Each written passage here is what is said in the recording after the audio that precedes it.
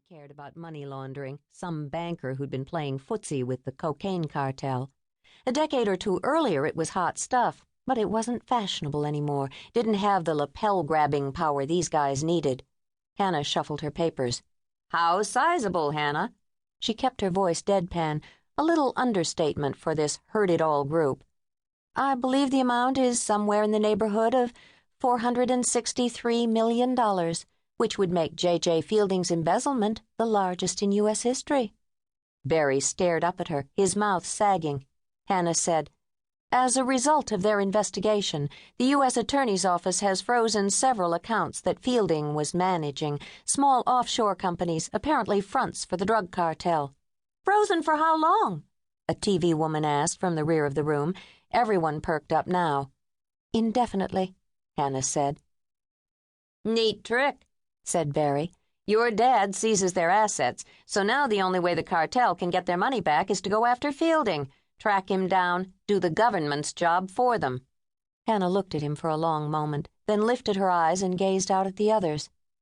"So, if there's nothing else," she said, "I'll see you all again tomorrow." Hannah was walking back to her office when Tom Barry trotted up beside her. "Hey, that was cute, Hannah. Like an afterthought, dropping that bombshell." "Glad you liked it." Tom was shorter than Hannah by almost half a foot and had to trot to stay up with her stride. "So I was wondering, Hannah, maybe you'd be willing to put a word in for me, help me get a chance to speak to your father?" She halted abruptly and swung around. "Jesus, I don't believe you. You actually think I'm going to arrange an interview with my dad? Man, you don't get it, do you?" I know. You're pissed off at me. Your dad is pissed off. Hey, everybody I know is pissed off at me. I'm used to it. All I want to do is ask Assistant U.S. Attorney Keller a few questions. Try to get the complete story on this. It's going to be national now, Hannah. The largest embezzlement in U.S. history? Man, we're talking major news event here.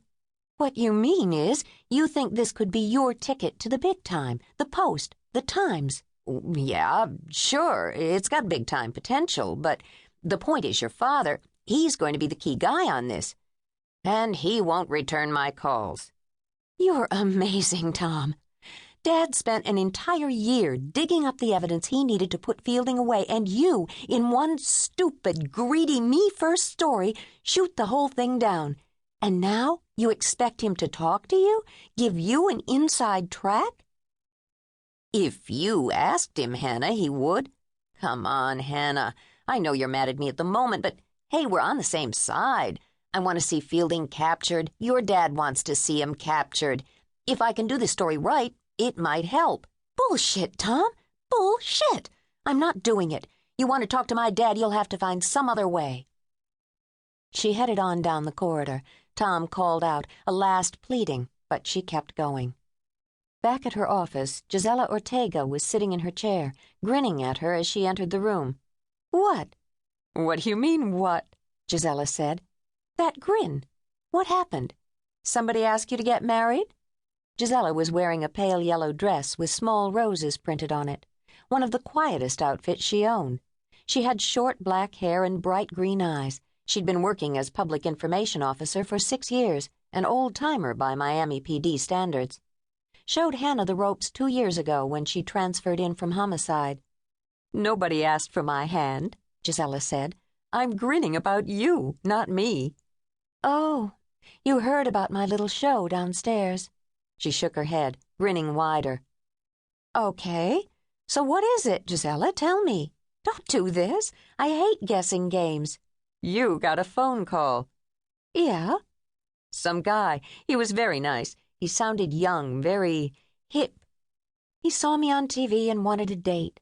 She shook her head, really pleased with herself. "He said he had good news for you, and I told him you were busy and I was your best friend, so it was okay to tell me. I am your best friend, aren't I, Hannah?" "You won't be much longer if you keep doing this." "The guy's name was Max Shonen. Does that ring a bell?" Hannah looked at the far wall, a photo of her mom and dad on a cruise they'd taken last summer, both of them wrapped in sheets for some goofy shipboard toga party. Hannah shook her head. "Never heard of him." "Literary agent, New York City." Hannah smiled.